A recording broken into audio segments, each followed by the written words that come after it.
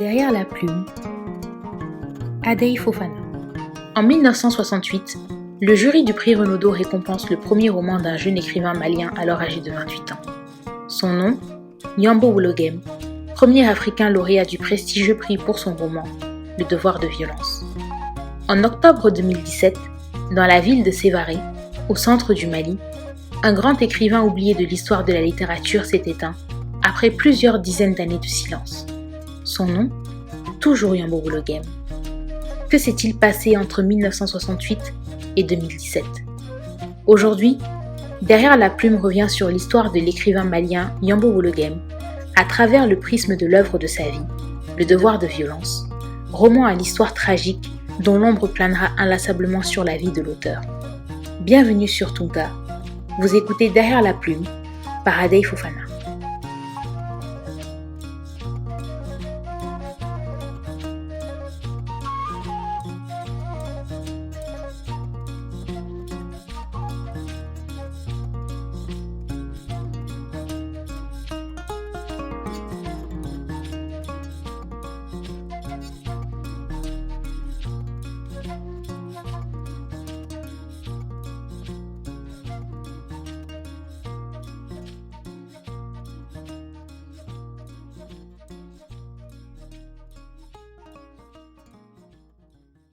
Yambo Woulogem est né le 22 août 1940 à Bandiagara, au cœur du pays d'Ogun.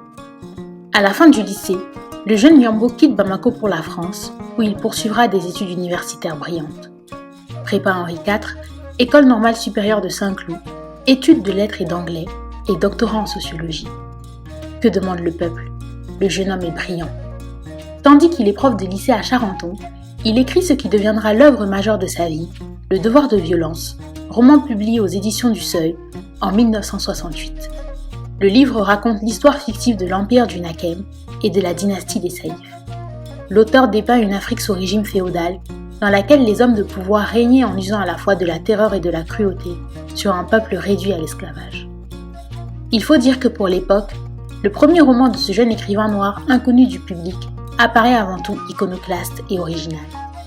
Dans Le devoir de violence, Yambo Woulogem dénonce la conquête arabe et la colonisation, rien de nouveau sous le soleil, mais aussi les arrangements peu scrupuleux des notables africains, accusés d'avoir constitué une assistance pour le colonisateur.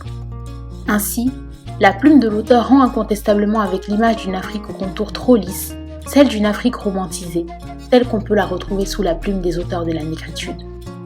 D'ailleurs, à l'instar de Léopold Sédar Senghor et d'autres grands noms, une partie du monde littéraire noir considéra le roman du jeune auteur malien comme une trahison. Il n'en demeure pas moins que le succès est au rendez-vous. Le devoir de violence remporte le prix Renaudot, faisant ainsi de Yambo Woulogem le premier écrivain africain à remporter le prestigieux prix. Seulement, au tout début des années 1970, le ciel s'assombrit.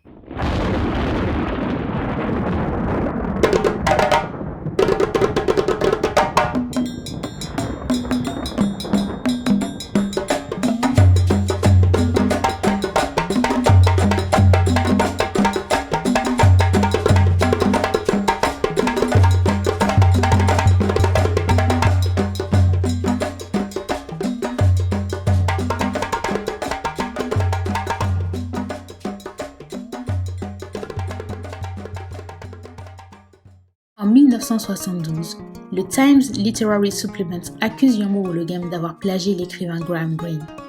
En effet, la revue littéraire met en évidence des similitudes entre Le devoir de violence et It's a Battlefield de l'auteur britannique. Le scandale éclate. C'est le début de l'agonie littéraire de Yambo Woulogem. D'autres accusations de plagiat suivront, notamment quant à des ressemblances entre Le devoir de violence et Le dernier des justes d'André Schwartz-Barthes, également publié au Seuil, et prix Goncourt 1959. L'auteur se défend.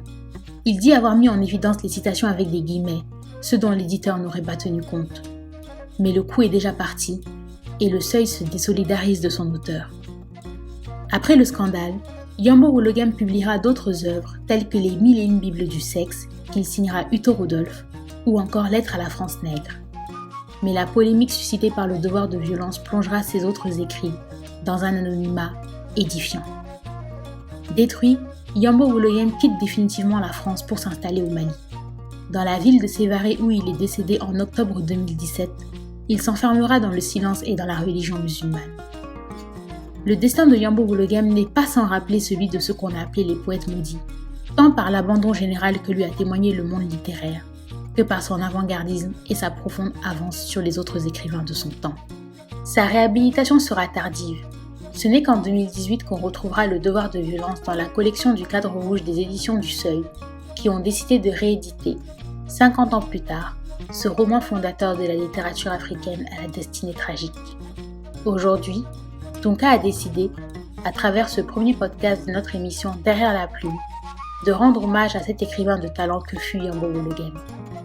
C'est aussi l'occasion pour nous de perpétuer, modestement et à notre échelle, sa mémoire. Enfin, cet hommage est aussi un rappel pour une jeunesse malienne et africaine, qui doit plus que jamais s'armer de ces hommes et de ces femmes de lettres pour affronter le monde. C'était Derrière la plume, par Adey Fofana.